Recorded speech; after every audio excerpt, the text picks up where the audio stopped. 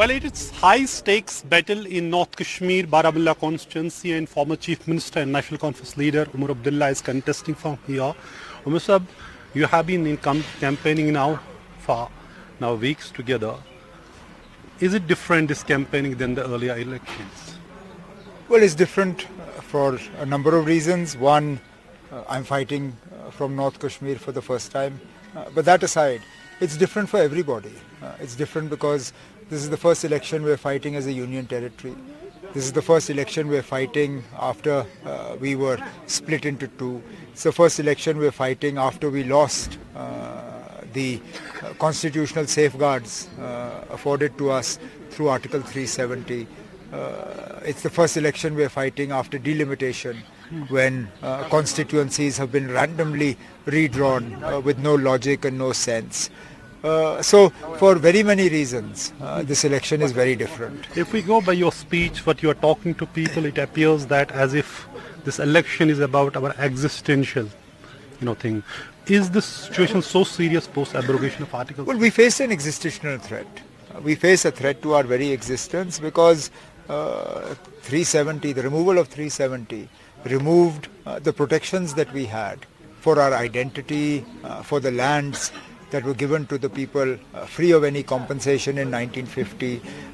It removes the protection that we had for our jobs. For any number of reasons, we are facing a threat to our existence. But BJP has been saying we have given people of Jammu and Kashmir same rights as any other citizen of the country has. Well, actually not. And they say nothing has been taken away from people. Even BJP is not one contesting. Well, that is, that would have been the second part to my answer.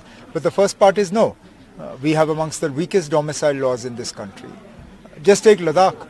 Ladakh has stronger domicile protection today than we do, even though we were born of the same decision to strip us of 370 and our state subject rights. Ladakh has better protection for its lands, and even they're not satisfied. We have no protection at all. Today you have people from outside Jammu and Kashmir contesting these parliament elections. If nothing else, we hope that when J&K is restored to full statehood, one of the first decisions that will have to be taken will be to strengthen our domicile laws so that we can protect our lands, we can protect our jobs, we can at least protect our future. But the fact is that 370 is not going to come back, given the fact the Supreme Court's decision, verdict, and the no central government may perhaps effort to do it even if there's a change of government. Which aspect of the Supreme Court's law or the Supreme Court's proceedings suggests that this decision is final and binding forever and ever? Okay. It is a 5-judge bench decision. You've had previous decisions that this decision overturned. Previous Supreme Court decisions found in favor of 370, 3 decisions. So if those 3 decisions could be overturned by this decision, don't you envisage a situation where in the future one day perhaps this decision could be overturned by a subsequent decision of the Supreme Court? I believe so. Until the full bench of the Supreme Court sits and pronounces on this aspect is open. Now, as far as central governments are concerned, why are you assuming that you will always have governments that are unfriendly or not well disposed towards Jammu and Kashmir? We have friends even today, and that's why I am so keen that the people of Baramulla, Kupwara parliamentary segment give me a chance, because they need a representative who can go there and talk to others. There's no point sending a representative who will be isolated. There's no point sending a representative who will be alone.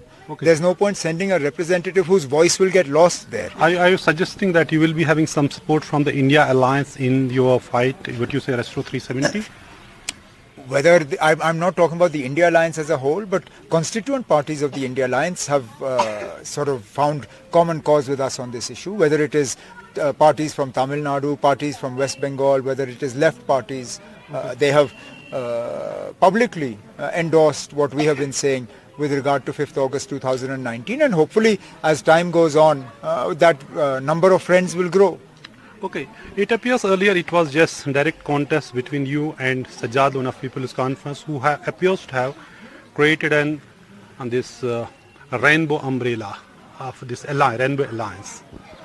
So to fight against you, do you think that is a challenge, or the entry of Engineer Rashid, jail leader, who also is drawing crowds, is also challenge to you or Look, both of you? every opponent in an election becomes a challenge. Therefore, I don't wish to sort of ridicule or underplay anybody. In the case of the first person you mentioned, his strength comes from the fact that he's fighting with all the agencies' might behind him. He basically is representing the BJP and all that it stands for. In the case of Engineer Rashid, it's more a sympathy factor that somehow this vote will be about getting him out of jail. The way forward for him actually is through the courts and also through people like us who will fight his case politically. We have publicly said more than once that for us it's not about one person. It's about all those individuals who were jailed after 2019. There are so many young Kashmiris, voiceless, forgotten, who are in jails outside of Jammu and Kashmir. It is their case I want to plead along with more of the high-profile ones. So in this whole campaigning, 370 appears to be the central to the whole election discourse and narrative. So most of us know it may not come back, but the fact is it is making people unknow. Are you making people unknow about the land rights, job rights, or you are making them aware? I'm not trying to unnerve anybody.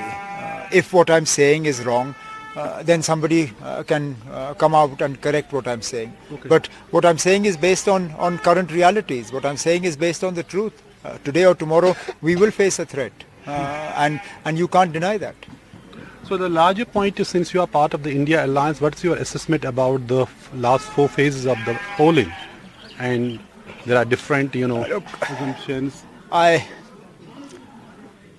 Part of me hopes that what we are hearing is true, but part of me is also worried that this might be wishful thinking. In 2019 also there was a bit of a euphoria that his number is going to go down, he's going to be reduced to a minority government, a coalition government, but then that didn't happen. Okay. So far, simply based on the campaign of the BJP, I would suggest that they look a little nervous. Okay. Now, whether that nervousness translates into less seats, we'll have to wait till the 4th of June. And what's you are talking about, you have won all the winning all the 6 seats from Jammu and Kashmir, erstwhile Jammu and Kashmir. How far that's correct is? Well, Or it is also just a claim? no, I think Jammu and Udhampur have gone well for the India bloc. I think most people I speak to suggest that both the Congress candidates from Jammu and Udhampur from Jammu and Udhampur are in with a good chance of winning those seats. Yesterday, Srinagar's election, I think it's very clear that Aga Ruhullah, the National Conference candidate, will win that seat. Now the people of Baramulla, Kupwara have to decide my fate, and the people of Anantnag will decide the fate of Mia Altaf Saab. As far as Ladakh is concerned, it's rather murky, but that's a question the Congress will have to answer because we've surrendered that seat to them. Okay. The last question is why, many are asking why did you choose North Kashmir Baramulla constituency or Srinagar, why you were used, but Lok Sabha Well, I think a lot of it had to do with the threat that we face. The fact that New Delhi's entire might seemed to be put in North Kashmir to affect an outcome that they would be happy with. But also, I mean, why not Baramulla? My assembly segment is here. I last fought an assembly election from Birwa.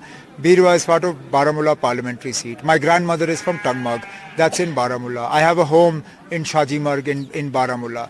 So why should I be disqualified from fighting an election when on these same grounds everybody else feels they're qualified? So are you confident now or? Quietly confident. Thank you so much, Mr. Abdullah.